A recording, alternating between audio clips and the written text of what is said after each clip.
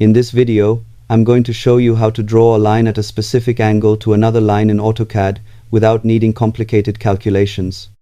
Start by using the existing line as a reference for the user coordinate system. Type UCS into the command line and press enter, then click the first endpoint of the line followed by the second endpoint. This aligns the x-axis with your reference line automatically.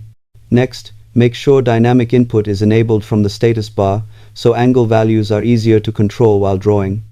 Now activate the line command and begin drawing your new line from the desired starting point.